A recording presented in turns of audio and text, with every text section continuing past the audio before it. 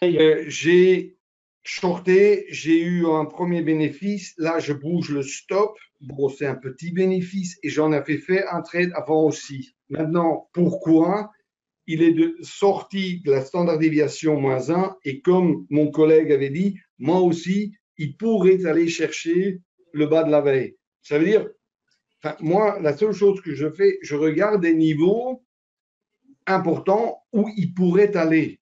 Alors, quand le mouvement commence, j'y vais, quoi. Enfin, j'attends le signal, j'y vais. Après, c'est mon money management. Alors là, ça, c'est bon. Ici, vous voyez, mon TP est très loin. Et pour le reste, c'est très nerveux. Ma bougie, en fait, elle est trop petite, ce qui est rare. Pour ce. Normalement, ça devrait aller. Ici, je suis à 20 ticks et je sais, allez, et stopper. Et maintenant, je suis à 304 dollars. J'avais avant encore fait un autre trade ici, à la hausse. Je vous le montre, hein. Attends, comme ça. C'est un peu difficile à manipuler en GoToWebinar. Pourtant, le trade, j'avais beaucoup d'espoir. Ça s'est bien passé la première partie. Et vous voyez encore les ordres. Ça veut dire qu'il a rebondi sur la standard déviation 1. C'était avant, il y a, je ne sais pas moi, c'était à 15h54.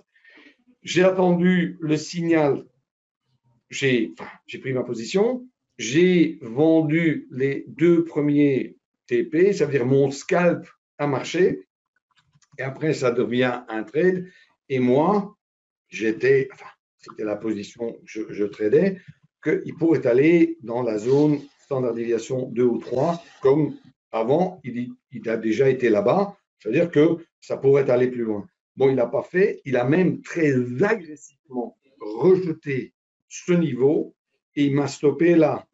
Et ça, évidemment, du coup, le fait que j'ai vu que les vendeurs étaient aussi agressifs, moi, ça m'a, comment, quelque part, fait trader le short que j'ai fait avant.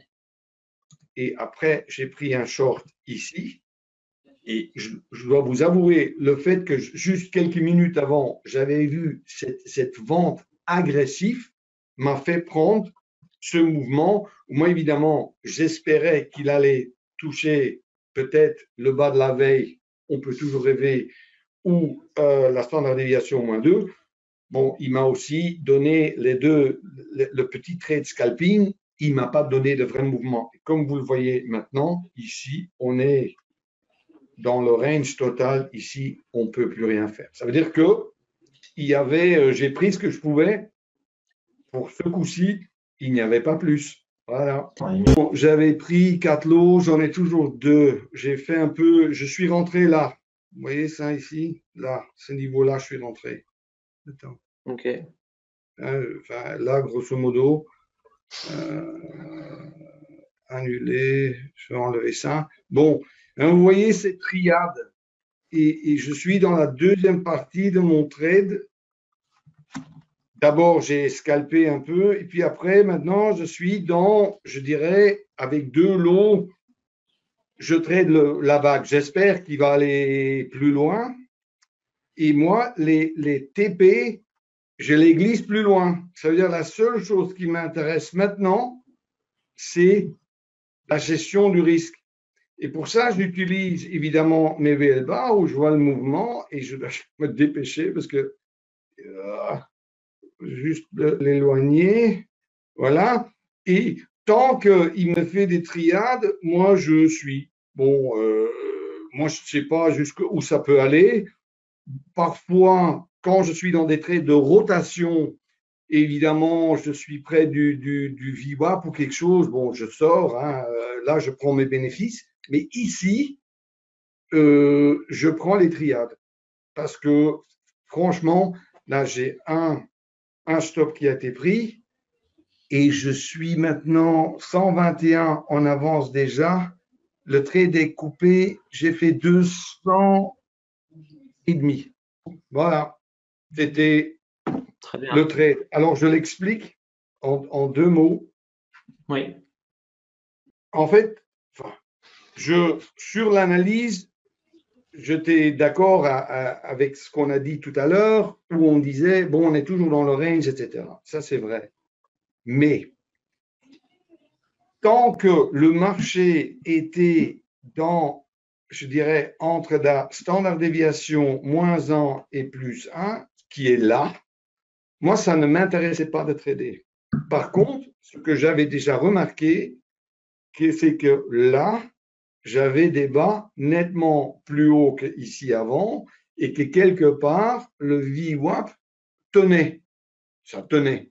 Enfin, ça, il s'est passé un peu en dessous, mais pas beaucoup. Après, mes outils ont clairement donné, bon, ça monte, mais j'ai attendu jusqu'au moment où la standard déviation 1 était cassée. Et là, sur une de mes triades, enfin, sur un signal d'un de mes outils, sur les triades, je suis rentré avec 4 lots. Je trade du micro ici, puisqu'on a un compte de 10 000. Bon, enfin, je ne vais pas risquer. Normalement, mes risques sont entre 300 et 600 dollars par trade. Ça, avec un compte de 10 000, sorry, no way, je ne fais pas.